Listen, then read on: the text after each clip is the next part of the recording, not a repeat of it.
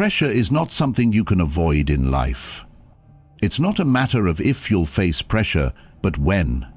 Life will test you. Circumstances will push you to your limits. Challenges will arise when you least expect them. That's inevitable. But the real question isn't about whether you can avoid pressure, it's about how you will respond when it arrives. Most people spend their lives trying to avoid discomfort and stress, hoping to create a life free of pressure. But that's an impossible goal. No matter how successful or prepared you are, life will always present challenges. The difference between those who crumble under pressure and those who thrive through it lies entirely in their response. Pressure doesn't have to break you. It can sharpen you, strengthen you, and reveal the best version of you. But only if you choose the right response. It's easy to let pressure dictate your emotions and decisions. When things don't go as planned, the natural reaction is to panic, to feel overwhelmed, to lash out or shut down. But that's not because of the situation itself, it's because of how you've conditioned yourself to respond. Pressure in itself is neutral. It's not good or bad. It's just a force. What makes it feel negative is the meaning you assign to it. When you see pressure as a threat, you become tense, reactive, and emotional. But when you see it as a challenge, as an opportunity to grow, your mind shifts from fear to focus. That shift in perspective changes everything. The situation may stay the same, but the way you experience it becomes entirely different. Think about the last time you faced real pressure. Maybe it was a high-stakes decision at work. Maybe it was a difficult conversation with someone you care about. Or maybe it was an unexpected setback that threw your life off course. Whatever it was, notice how your mind reacted. Did you feel your heart racing? Did your thoughts spiral out of control? Did you feel frozen, unsure of what to do next? That's the mind's instinctive response to pressure, to fight, to flee, or to freeze. But that response isn't set in stone. You can train yourself to respond differently. You can condition your mind to find calm in the middle of chaos. It starts with creating space between the event and your reaction. Most people react instantly to pressure because they believe they have no choice. But you always have a choice. There is always a moment, even if it's brief, where you can decide how to respond. That's where your power lies. Pressure will try to push you toward panic, but you have the ability to pause, breathe, and step back. You don't have to react emotionally. You can choose to respond with clarity. That choice to pause and detach from the immediate emotional reaction is where strength is built. When you learn to control that space, you become untouchable. Pressure may surround you, but it can't control you. This isn't about ignoring pressure or pretending it doesn't exist. It's about recognizing that you don't have to be ruled by it. When you face a difficult situation, the pressure you feel isn't coming from the situation itself. It's coming from the story you're telling yourself about it. If you believe the outcome defines your value, pressure becomes unbearable. But if you see the situation as a test, as an opportunity to learn and grow, pressure becomes a tool rather than a threat. It becomes the sharpening force that helps you rise to a higher level of strength and awareness. You have to become the observer of your thoughts in those moments of stress. Step outside yourself and notice the thoughts and feelings as they arise. See them for what they are, passing sensations, not absolute truths. Just because you feel pressure doesn't mean you're in danger. Just because you feel anxiety doesn't mean something is wrong. When you separate yourself from those emotions, you gain the ability to control them instead of being controlled by them. You reclaim your power. Pressure doesn't define you. Your response to it does. When you stay grounded in the face of stress, you prove to yourself that you are stronger than your circumstances. You show yourself that you are capable of handling more than you thought possible. That confidence creates a positive cycle. The more you remain calm under pressure, the more trust you build in yourself. You stop fearing pressure because you know you have the tools to handle it. You stop avoiding challenges because you know you can face them with clarity and strength. The truth is, pressure will never go away. You can't escape it. But you don't need to. You can embrace it. You can allow it to shape you without breaking you. That's the difference between those who rise and those who fall. Not the presence of pressure, but the ability to face it without losing yourself. Pressure is inevitable, but panic is optional. And when you master that difference, you stop fearing challenges and start seeing them as the training ground for greatness. When pressure strikes, emotions are the first thing to rise to the surface. Fear, frustration, anger, anxiety, they flood in almost instantly, making it hard to think clearly or act with purpose. Most people allow these emotions to take over, reacting impulsively and making decisions from a place of panic rather than clarity. That's why pressure often leads to poor choices, not because the situation itself was unmanageable, but because the emotional reaction clouded rational thinking. The ability to control your emotions under pressure isn't about suppressing how you feel. It's about understanding your emotions and guiding them through reason. Emotions are natural, but they are not always accurate. Just because you feel fear doesn't mean you're in danger. Just because you feel anger doesn't mean someone has wronged you. And just because you feel anxious doesn't mean you're about to fail. Your mind's first response to pressure is often rooted in instinct, a survival mechanism designed to protect you from threats. But the problem is that modern pressure isn't about survival. It's about performance, about decisions, about managing complex situations. The emotional response your mind generates is often out of proportion to the reality of the situation. That's where rational thinking becomes essential. When you allow emotions to dictate your actions, you surrender control. You hand over your power to feelings that shift constantly and often misrepresent reality. But when you engage the rational mind, you take back control. You create a buffer between the emotional surge and your response. That's where strength is built, in that moment where you decide not to let emotions take the wheel. You can feel fear without letting it stop you. You can feel anger without letting it dictate your words. You can feel doubt without letting it weaken your resolve. That separation between emotion and action is where mastery is found. Think about a time when you faced a high-pressure situation and reacted emotionally.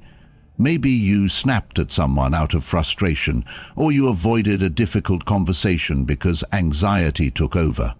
Now, think about the outcome of that reaction. Did it solve the problem? Or did it create more problems? Emotional reactions often lead to more stress and complication because they come from a place of instability. When you act from a reactive state, you make decisions based on incomplete information and distorted thinking. But when you pause and engage reason, you gain clarity. You see the situation for what it is, not through the lens of your emotional response. Learning to control your emotions under pressure starts with developing awareness.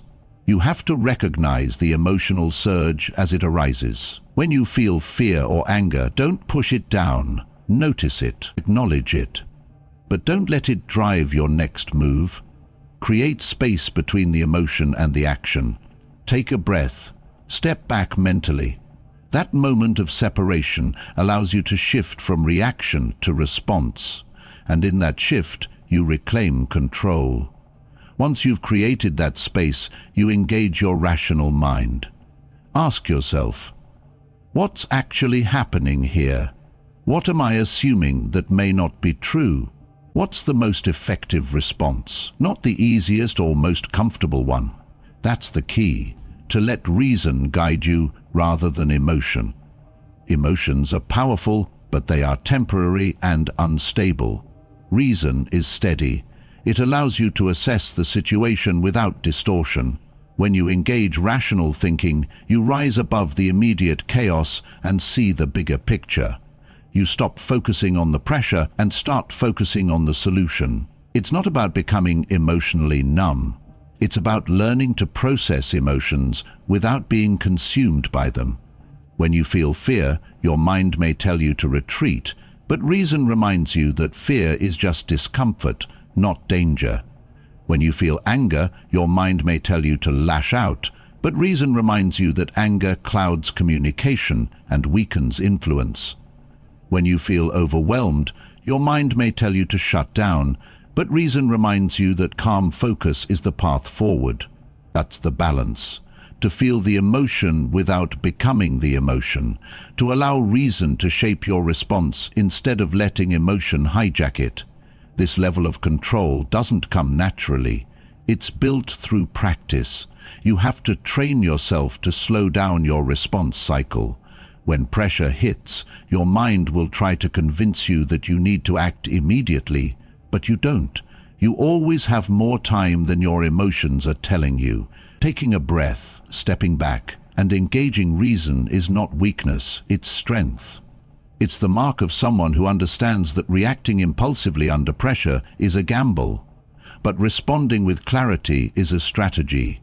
The more you practice this, the more natural it becomes. Over time, you start to notice the shift happening automatically. Your mind still generates the emotional surge, but you no longer act on it without thinking. You see it, you understand it, and you let it pass through you without letting it drive you. That's when you know you've mastered emotional control, not when you stop feeling emotions, but when you stop being ruled by them. Pressure may remain, but your response becomes steady and measured. And when you can stand calm in the face of chaos, you become unshakable. That's the power of rational thinking under pressure. It doesn't eliminate the storm, but it allows you to become the anchor within it. The best time to strengthen your mind isn't when adversity strikes. It's before it ever arrives. Most people wait until they're already drowning to try and figure out how to swim. They assume that they'll find the strength they need when the moment demands it, but that's not how it works. Strength under pressure isn't discovered in the moment, it's built through preparation. The mind, just like the body, needs conditioning.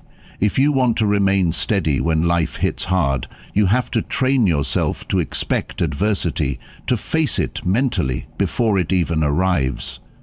That's how you become unbreakable, not by avoiding difficulty, but by preparing for it. Think about a soldier going into battle. Their strength isn't just physical, it's mental. They don't walk onto the battlefield and hope they'll figure it out. They've already prepared. They've visualized the chaos. They've trained their mind and body for the discomfort and uncertainty. So when the moment comes, they're not caught off guard. They're not overwhelmed by fear, because they've already met that fear in training. That's the level of mental conditioning you need to withstand pressure in life. You have to put yourself in uncomfortable situations on purpose. You have to practice handling adversity when the stakes are low, so that when the stakes rise, your mind knows how to respond. Mental toughness isn't built through comfort, it's built through discomfort. That means training yourself to sit with uncertainty. It means putting yourself through controlled discomfort regularly so that you become familiar with it. If you avoid challenge, if you structure your life around comfort, you weaken your mind.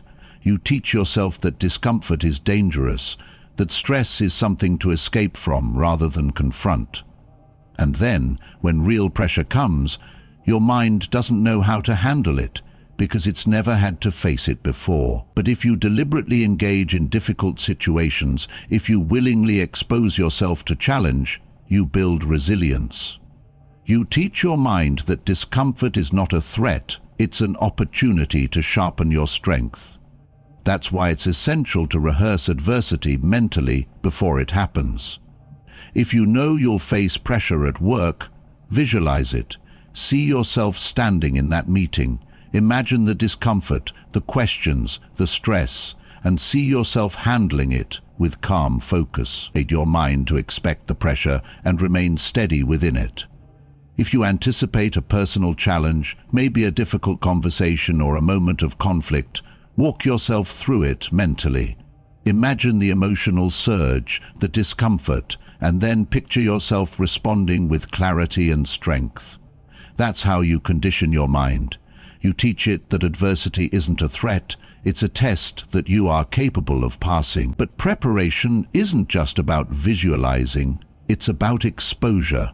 You need to seek out low-stakes adversity in your daily life to build resilience for the high-stakes moments. That means putting yourself in uncomfortable situations on purpose. It might mean taking cold showers to train yourself to remain calm in discomfort. It might mean speaking up when you'd rather stay quiet, to train yourself to handle confrontation. It might mean waking up early when you don't feel like it, training your mind to override comfort with discipline. Small, controlled doses of adversity teach your mind that discomfort is not the enemy.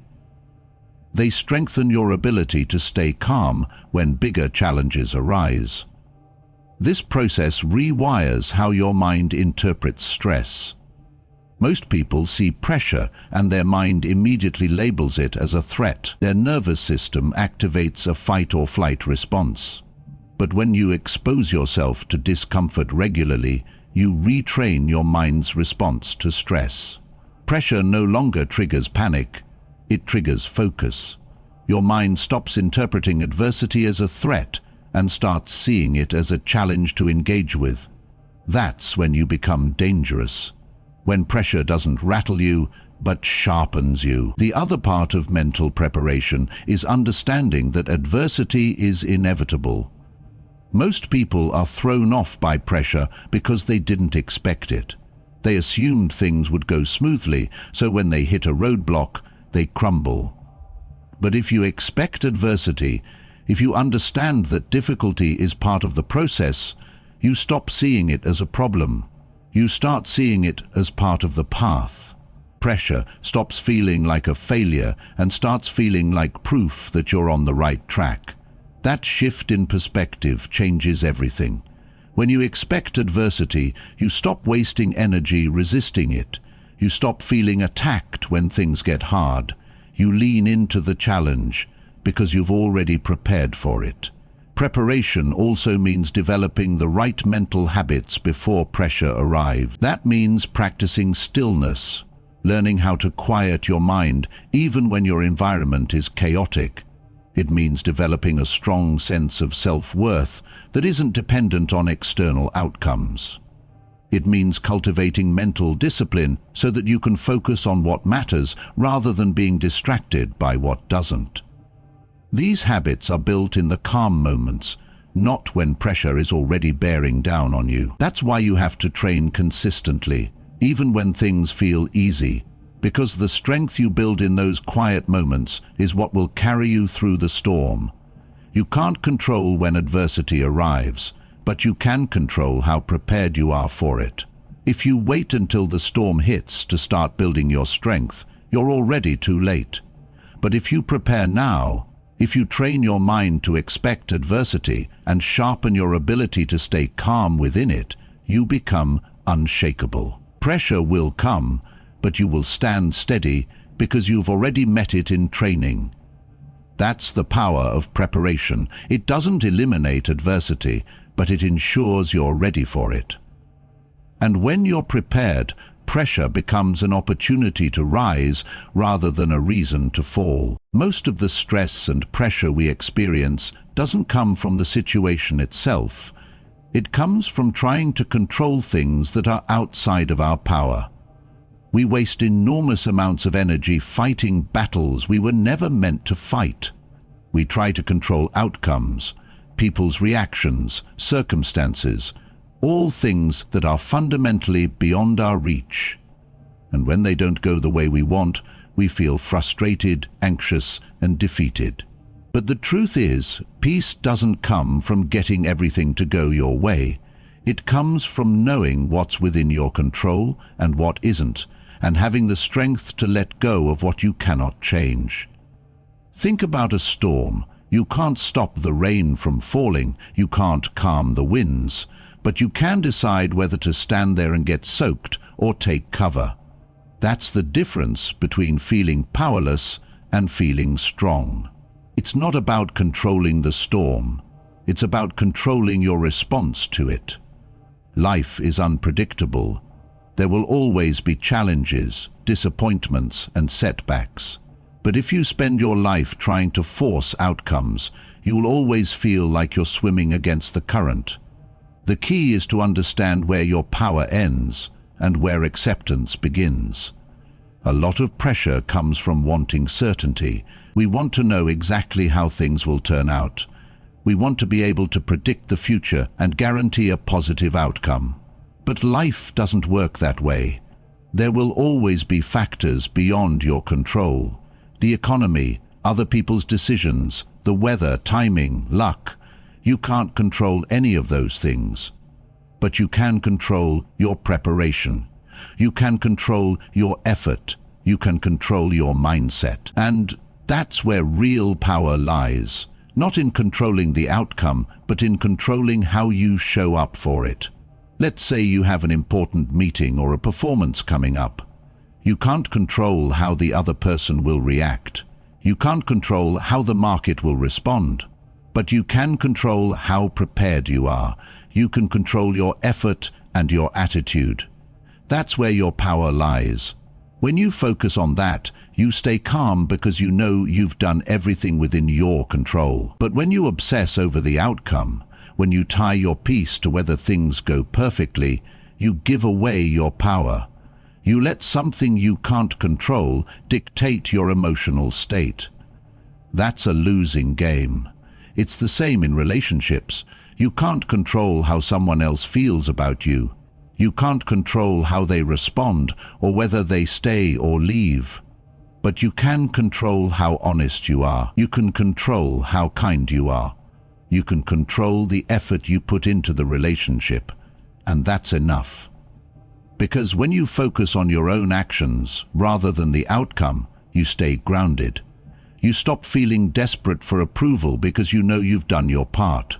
You stop trying to force love or acceptance because you realize that's not within your control. And that's where peace comes from.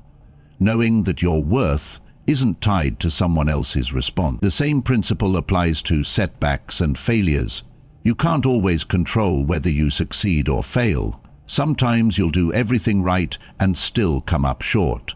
Sometimes the timing will be wrong, or the market will shift, or things just won't work out the way you planned. That's life. But you can always control your response. You can control whether you let failure define you or strengthen you. You can control whether you give up or get back up. That's your power, not in avoiding failure, but in deciding how you respond to it. And this applies to emotional control too. You can't stop difficult emotions from arising. You're human. You're going to feel anger, frustration, sadness, and fear, but you can control how you handle those emotions. You can control whether you let them dictate your actions or whether you take a breath, step back, and respond with clarity. That's the difference between emotional strength and emotional weakness. Not the absence of difficult feelings, but the ability to choose your response to them. Letting go of what you can't control isn't passive, it's powerful. It's not about giving up or resigning yourself to fate. It's about focusing your energy where it matters most. When you stop trying to control the uncontrollable, you reclaim all the energy you were wasting on frustration and anxiety. That energy gets redirected toward what you can influence: your habits, your preparation, your mindset, your resilience. And that's where growth happens. That's where strength is built. It's not about giving up on outcomes. It's about trusting that you'll be okay even if the outcome isn't what you expected. When you focus on controlling what you can and release the rest, you stop living in fear. You stop feeling desperate. You stop trying to micromanage life and start flowing with it. That's where freedom is. in knowing that you've done your part and trusting that whatever happens next, you have the strength to handle it. Most people waste their lives chasing control they'll never have. They try to manipulate outcomes, avoid uncertainty, and eliminate discomfort. But that's not life. Life is unpredictable. There will always be unknowns. There will always be factors outside your reach. But when you focus on your response rather than the outcome, you shift from feeling helpless to feeling powerful. You stop being a victim of circumstance and start becoming the architect of your own strength. And that's when you discover real peace, not from controlling everything around you, but from mastering everything within you. In a world that never seems to stop moving, stillness feels almost unnatural. We're conditioned to believe that if we're not constantly working, pushing, striving, we're falling behind. Silence feels uncomfortable because we're used to filling every moment with noise, distraction, and activity. But true strength isn't found in constant motion.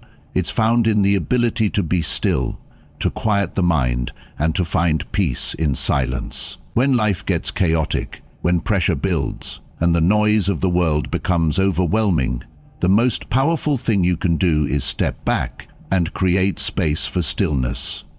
That's where clarity is born. That's where strength is forged. Most people think strength is about action, about doing more, fixing more, controlling more, but strength is also about knowing when to step back. When you're caught in a storm, thrashing around only makes you sink faster. But when you relax, when you stop fighting and let yourself float, you survive. Life is no different. When you're under pressure, the instinct is to react, to solve, to force, to push through. But often the best response is to pause, to breathe, to let the noise settle so you can hear the truth underneath it all. Silence has a way of stripping away the unnecessary. When you sit with your thoughts, without distraction, you start to see what really matters. The things you were obsessing over suddenly lose their weight. The imagined catastrophes, the endless what-ifs, they fade when you realize that most of the pressure you feel comes from your own mind. Stillness helps you separate the noise from the truth. It gives you space to see what's real and what's just fear talking. And when you can see clearly, you can respond with strength instead of panic. Think about the moments in your life when you felt the most pressure. Maybe it was a major decision, a difficult conversation, a painful setback. Chances are your mind was racing, your thoughts were tangled, your heart was pounding, and you felt like you had to act immediately. But if you had paused, if you had given yourself the gift of stillness, you would have seen that the urgency was an illusion. Most pressure isn't real. It's created by our own minds, and when you stop and sit with it, you realize that you are bigger than the problem in front of you, that clarity comes from stillness. Silence teaches you patience. It teaches you that not every problem needs an immediate solution. Some things need time to unfold. Some answers only come when you stop forcing them. When you sit still and breathe, you stop trying to control the situation. And that's when the solution often reveals itself. It's like trying to clear muddy water. If you stir it constantly, it only gets cloudier. But if you leave it alone, the dirt settles and the water becomes clear. Your mind works the same way. The more you push and overthink, the more confused you become. But when you sit still, the answers rise to the surface naturally. Strength isn't found in the fight. It's found in knowing when to stop fighting. That's the paradox. The mind wants to solve, to fix, to take action. But real power comes from the ability to resist that impulse, to trust that not every problem requires an immediate response. When you cultivate stillness, you learn that discomfort is not an emergency. You learn that you don't have to react to every negative thought or difficult emotion. You become steady. You become centered. The chaos around you no longer dictates your state of mind because you found strength in your own stillness.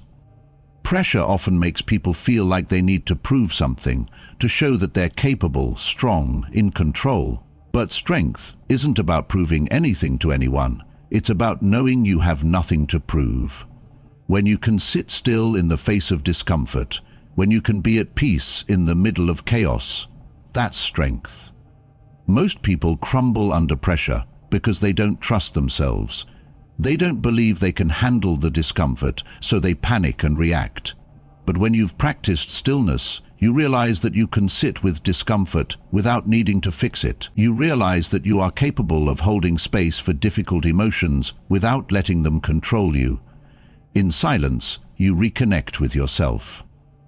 You realize that your worth isn't tied to your accomplishments or other people's approval. You remember that you don't have to earn your place in the world. You already belong. That's why stillness is powerful. It strips away the noise and brings you back to yourself. And when you are anchored in that place of inner strength, external pressure loses its power over you. You become untouchable, not because life stops being difficult, but because you've stopped looking for peace outside of yourself. When you can sit still, you stop chasing. You stop trying to force life to go your way. You learn to trust the process. You learn to let life unfold without trying to control every outcome. That's where peace comes from, not from getting everything right, but from knowing you'll be okay even if you don't. Strength isn't found in noise and action. It's found in the quiet space where you remember who you are. And when you can sit in that stillness and trust it, nothing in the world can shake you. True strength isn't about avoiding pressure. It's about knowing that no matter what life throws at you, you have the power to face it with calm, clarity, and unwavering inner peace.